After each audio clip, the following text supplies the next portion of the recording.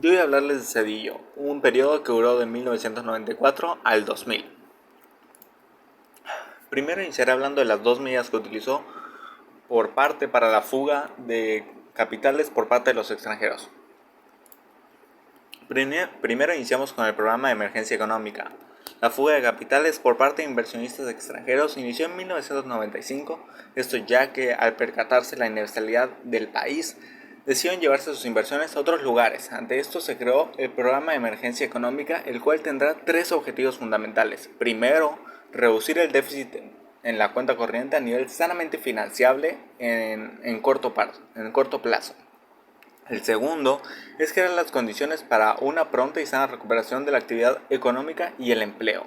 Pasamos con los préstamos, el cual ante la crisis tuvo que recurrir a un préstamo de Estados Unidos comprometiéndose a realizar más ajustes para lograr reducir el gasto público, poner el control del tipo de cambio y de la inflación y el freno al nivel de salarios. Pasamos con la protección al ahorro bancario (IPAB). En 1998 se creó el Instituto de Protección al Ahorro Bancario para sustituir al Fondo Bancario. Estos recursos se destinaron a salvar a bancos de la quiebra. El Instituto para la Protección al Ahorro Bancario (IPAB) es la institución del gobierno federal encargada de administrar el seguro de depósitos bancarios en beneficio y protección de los ahorradores. Pasamos con la administración de fondos para el retiro. Esto hace que las aportaciones de los trabajadores se fueran a su cuenta de jubilación, por lo cual se puso en las manos de los banqueros el futuro de los trabajadores. Las administraciones de fondos para el retiro son instituciones financieras de México que administran las cuentas individuales de los trabajadores afiliados al Instituto Mexicano del Seguro Social y al Instituto de Seguridad y Servicios Sociales de los Trabajadores del Estado. Pasamos con el programa de Educación, Salud y Alimentación. El programa de Educación, Salud y Alimentación fue el producto del Pronasol, pues Cedillo decidió convertirlo en este programa también llamado Progresa. Esto sirvió para la dependencia de los sectores más pobres del campo con respecto al gobierno. El programa de Educación, Salud y Alimentación Progresa es un programa del Ejecutivo Federal inserto en el vertiente del desarrollo de capital humano que promueve en el marco de una política social integral acciones intersectoriales para la educación, la salud y la alimentación de aquellas familias que viven en pobreza. Movimiento social que sucedió en el gobierno de Cedillo. En 1996 se firmaron los acuerdos de San Andrés Larrazáinzar entre EZLN y el gobierno, con el cual los pueblos indígenas serían reconocidos con su propia cultura e instituciones, así como el derecho a la autodeterminación. Sin embargo, ante su incumplimiento en 1997, los miembros del gobierno zapatista se fueron a la Ciudad de México a denunciar este hecho. Con esto se creó el Congreso Nacional Indígena. Vicente Fox Quesada, 2000-2006. Vamos México. En octubre de 2001 se presentó la Fundación Vamos México, a cargo de Marta Sahagún. Este tiene como objetivo apoyar a comunidades, personas de la tercera edad y niños con discapacidad. Economía durante su sexenio. Creó medidas económicas como la reducción de la inflación y la deuda externa, y el aumento de las reservas internacionales impulsaron el desarrollo del país. Sin embargo, 46% de los mexicanos se mantenían en situación de pobreza. Acuerdo migratorio incompleto. En 2002, el gobierno negociaba con Estados Unidos un acuerdo migratorio, pero no se concretó debido a que dicho país enfocó su atención a la guerra contra Irak, a raíz del ataque terrorista sufrido en su territorio el 11 de septiembre de 2001.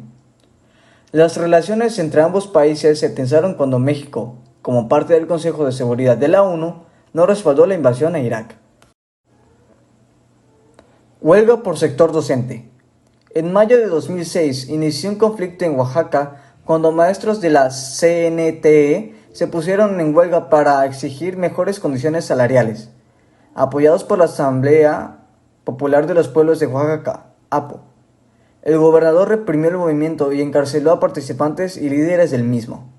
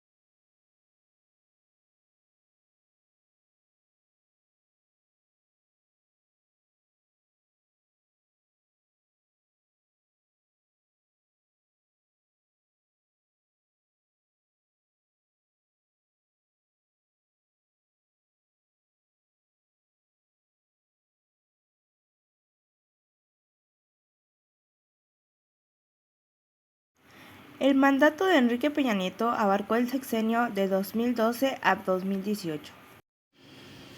Reformas estructurales. Reforma financiera. Los especialistas reiteran que, si bien se esperaba que con la consumación de las reformas se detonara un mayor crecimiento, la corrupción sigue afectando de manera negativa a la economía.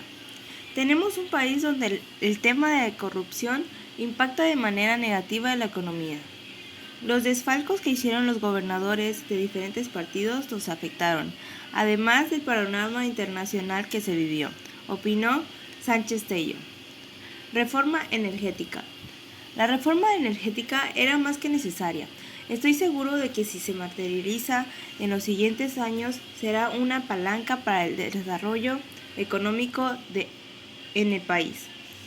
Señaló asimismo el director de análisis de Actinver. Asegura que esta reforma ya está dando resultados palpables a las empresas públicas que cotizan en la bolsa.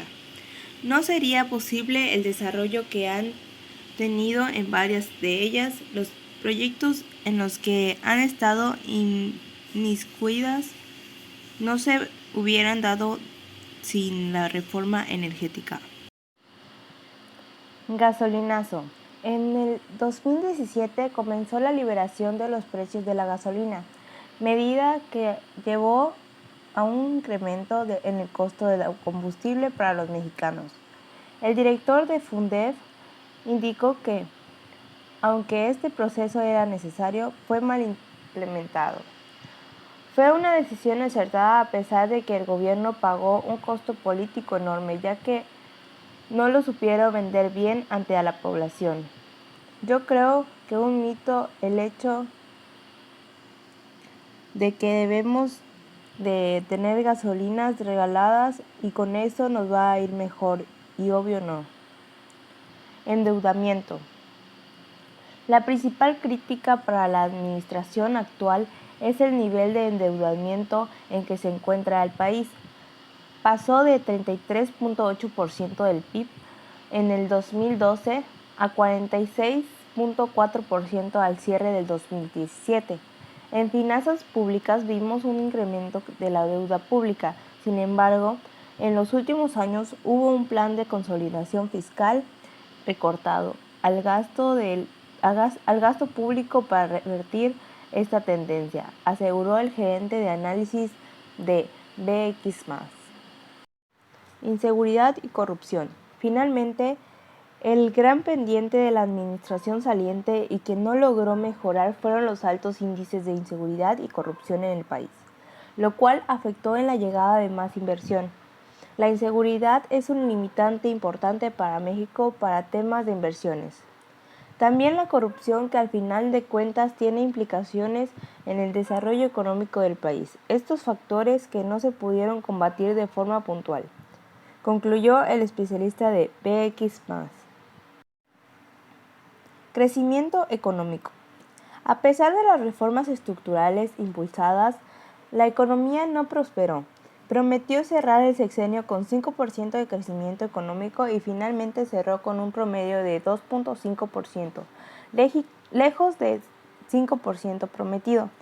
Carlos Hermosillo, director de análisis fundamental de Actinver, aseguró que fueron factores internacionales los que también abonaron a que el país no lograra el avance esperado. Vivimos un proceso complicado con las elecciones de Estados Unidos.